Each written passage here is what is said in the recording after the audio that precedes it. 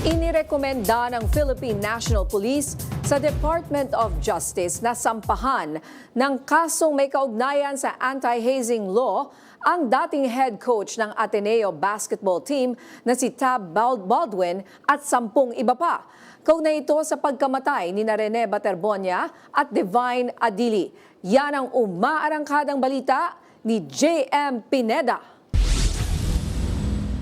Matapos ang ilang linggong investigasyon ng PNP-CIDG sa pagkamatay ng mga basketballistang sina Rene Baterbonia at Divine Adili sa team building ng Ateneo Basketball sa Aurora, inirekomenda nila na isilalim sa preliminary investigation at sampahan ang kaso ng Department of Justice na may kaugnayan sa anti-hazing law ang dating head coach ng koponan na si Tab Baldwin at 10 pang iba na kasama sa team building. Ayon sa DILG, hindi basketball training ang target ng koponan sa isinagawang team building, kundi mental toughness ng mga players para makapili ng final roster na ipapasa sa UAAP.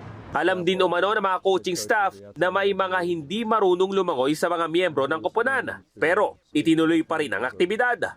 Taliwas din ang ilang pahayag ni Baldwin sa mga naging testimonya ng mga naging players nito. Nakaplano na ang seawater training nila. Alam nila na pwedeng merong mangyari kasi tinanong niya ang mga players nila, sino ditong hindi marunong lumangoy?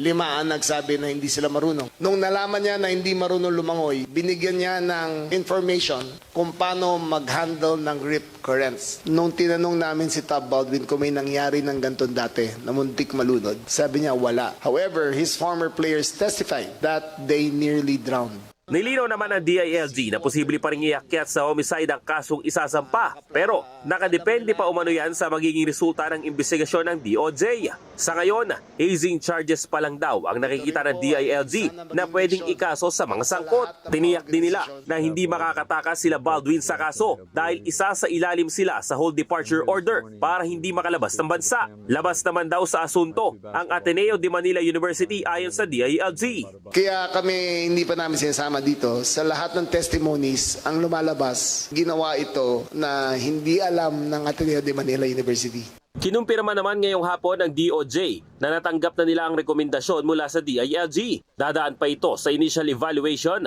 para malaman kung sapat ba ang mga ebidensya upang magpatuloy ang investigasyon. Samantala, humarap naman kanina sa NBI ang presidente ng Ateneo ni si Father Bobby Yap na nagbigay ng testimonya para sa parallel investigation ng NBI sa kaso ng mga student-athlete na sina Baterbonia at Adili. Ako, si J.M. Pineda ng PRTV News, nagseserbisyo para sa Pilipino.